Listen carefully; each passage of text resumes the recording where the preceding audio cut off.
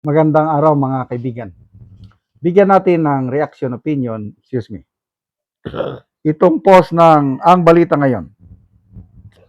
Title, Despedida ba ito? Nagbiro si Senate President Alan Peter Cayetano tungkol sa posibilidad ng panibagong pagbabago sa liderato ng Senado habang nagpapatuloy ang tensyon at political uncertainty sa loob ng upper chamber. Sa isang press briefing nitong Lunes, sinabi ni Cayetano, I do not know if this is the beginning of my journey as a Senate President or this is a despedida.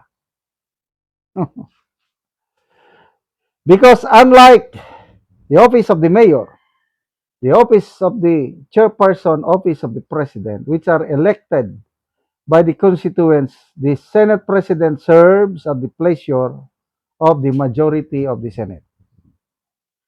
Lumabas ang payag ni Cayetano habang patuloy ang usap-usapan ukol sa umano'y posibilidad ng panibagong leadership shift sa Senado matapos ang dramatic leadership change noong nakarang linggo kung saan napatalsik si dating Senate President Vicente Soto III at naupo si Cayetano bilang bagong leader sa Kamara. Ay, nako. Nakaka-nervyos manood sa drama ngayon sa Senado. Kung sa boxing pa, nung kasikatan pa ni Pacquiao, every time na lalaban siya, grabe yung tibok ng puso ko kung anong mangyari. Kasi ayaw ko siyang matalo. Kaya pag nanonood ako, pag medyo nakakalamang yung kalaban, Marquez ba yan o Bradley or sino yung ano, hindi ko mapakali. Nininervyos ako kung anong mangyari. Kasi ayaw kong matalo si pambansang kamao Manny Pacquiao noong kasikatan pa niya. So, ganyan din ngayon. Binabantayan ko ang mga pangyayari. Kasi personally, answered prayer para sa akin dahil nagdarasal ako ng Panginoon makialam sa politika natin.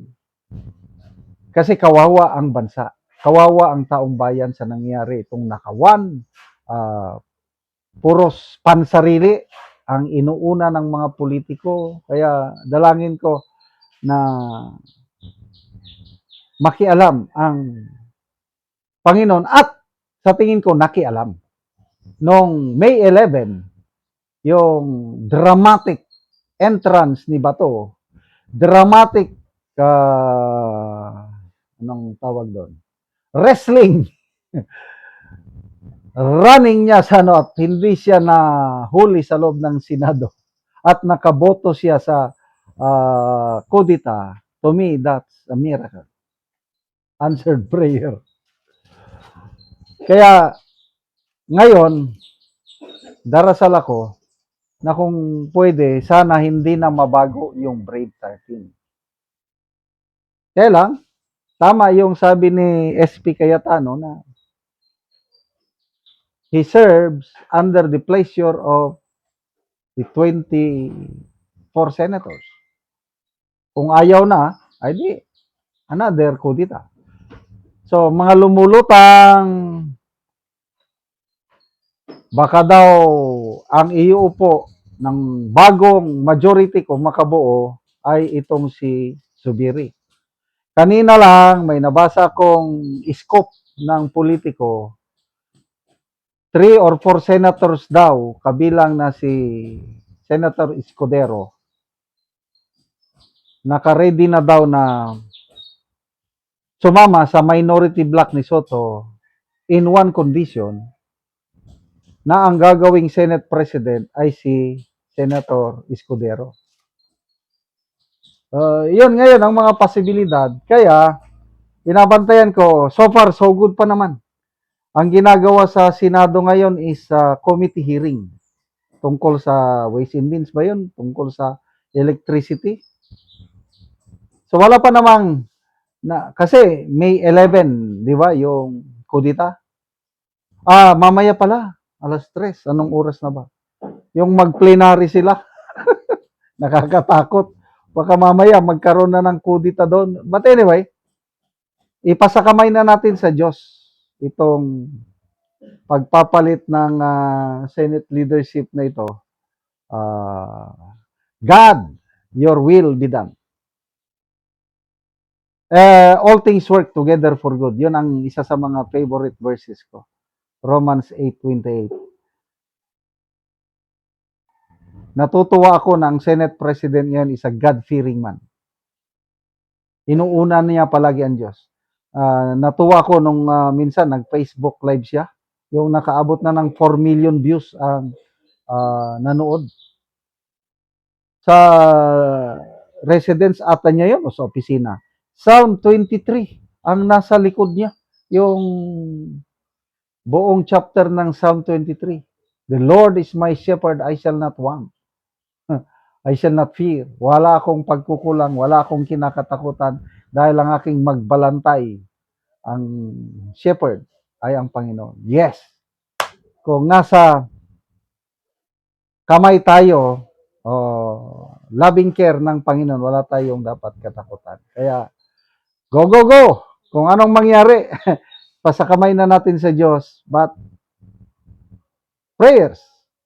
Sana mapanatili ng Brave 13 ang kanilang majority. Lalong-lalo na, yung chairmanship ng Blue Ribbon ay sana makuha na ni Senator Marcoleta. Yan na yung pinakaabangan ko sa lahat. Yung resumption ng Blue Ribbon Committee hearings at papatawag na yung Brave 18 Marines. Papatawag na yung napakaraming testigo na ayaw tawagin ni Lacson.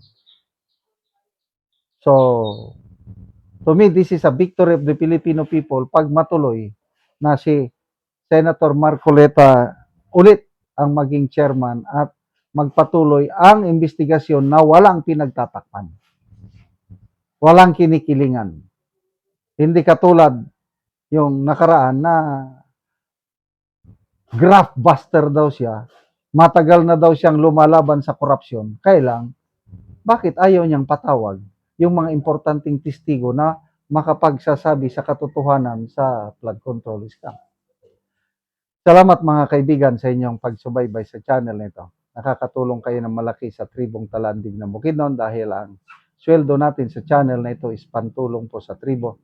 Namimigay tayo ng libreng yero at pako para makapagpatayo sila ng mas maayos na tirahan. Panoorin niyo ang video na ito. Karon mo na ni ang itsura sa atop, sana tagaan na mo og yero. Naani na gyud ang itsura sa iyang atop. Di tabunan silupin. Pangtabunan lang gani og silupin. Kay mo naman yung itsura sa dinhi sa ibabaw. So, tungod sa ulan, inani na lang silupin. Ug ang diri dapit, habol lang gani. Mga habol, silupin, ang ilang mga atop lang. O mo na ni ang yero nga among gihatag.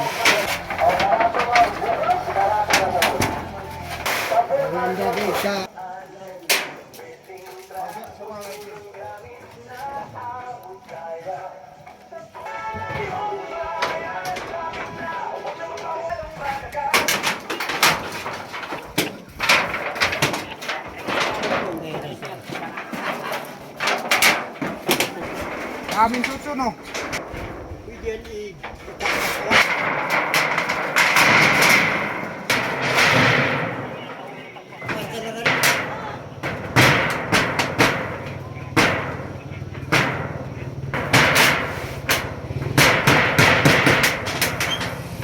Ug karon humanagit sa pagatop ang among ginahatag nga yero, so nindot na gyud. So nawala na tong mga doubt nga mga yero. Salamat sa naghatag sin, iglabi na sa Ginoo. Salamat kaayo kay ganiha mga kuan lagi ang among atop, gitabunan lang og silupin para di makalusot. Salamat gid kaayo sa naghatag. So pila na dito ka tuig ang imong atop nga yero nga nangagisi na. Kuan na, 15 na. 15 na ka tuig. Mao nga gibutangan na lang og silupin. Oh. Oo. Salamat kayo. Apil na ang nag-video. Nga naman sa 15 na katuig wala mo nakapuli og atok. Ay, kuan man. Ay, pa man ni ka inangitag trabaho. Karon pa mi. Hindi, karon pa sa na ay may salamat kay na ay naghatag og yero. Na ay trabaho unta, pero tama naman sa pagkaon ang among kuan. Magmuso lang. Mo sa rami sa inadlaw. Na kung walay inadlaw, Wala trabaho. so salamat kaayo. Salamat